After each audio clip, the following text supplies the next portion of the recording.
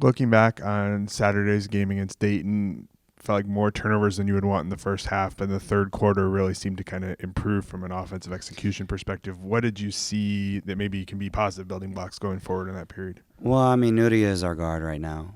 This is really her first. I don't know. This is really her first opportunity, really, to run the point.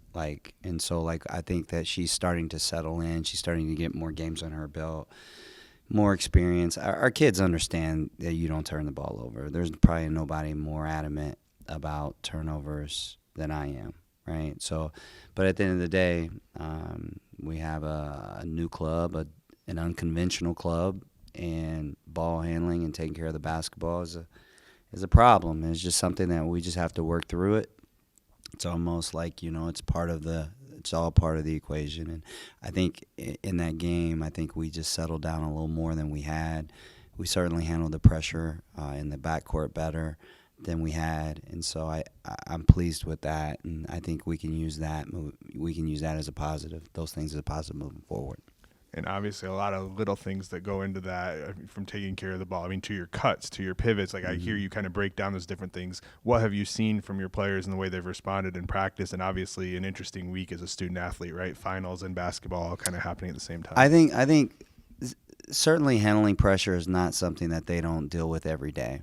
And how to handle it, how to approach things, they know. It's just a matter of execution.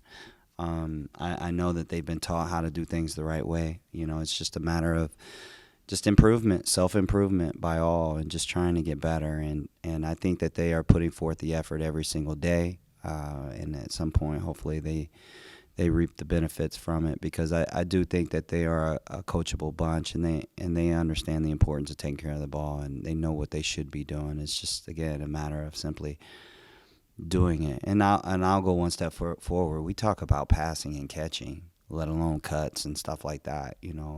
Our ability to simply pass. We had 3 balls go out of our hands against Eastern Kentucky. We had I had a kid that lost the ball about 5 times today go out of her hands. So all that kind of stuff, you have to clean all that up in order to be able to execute. So. What have you seen from Jaden Scott inside, just from kind of having that focal point offensively, what she's been able to do? I think she was 6 of 6 from the floor in that third quarter when you really kind of put all that together. But just from it, I mean, she's shooting it well. When she's getting touches, the way that she's finishing, what have you seen from her? I'm going to preface this by saying I love Jaden, so she knows this. I don't accept mediocrity. And so there's a constant drive and push to get her to be her best. She scored 16, 14, 16. I feel like she should be scoring 25, 30 every night, and so the only people that are really stopping her is herself.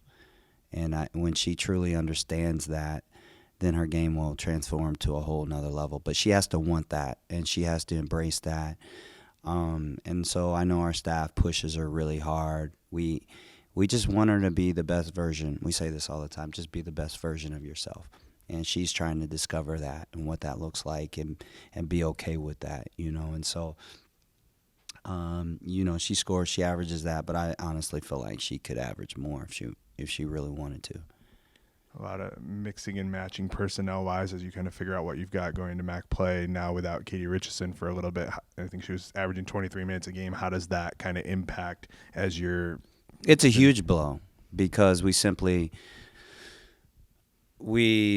truthful, it's not like we have just this abundance of talent, and so when you lose Katie, who is another kid that can get you double figures a night, she's had a couple double-doubles, I think, and, you lose that offensively when we struggle to score. That's a big problem, not to mention, excluding the Western Kentucky game, she's our most dependable probably defender, both her and Amber.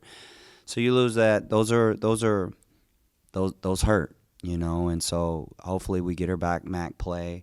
Right now, I've said it all year, we still don't know who our team is. I mean, we go into every game not knowing what guard's going to be out there, who's going to play what. I think right now we have a pretty good feel of 4 of our starters. We're still we're still matching and trying to find out what's the best group, and even that determines what we will look like. So I'm really just hoping the cream rises to the top and we really have a solid nucleus of like 7 or 8, and we can just rock with it and we can just get reps and just get better.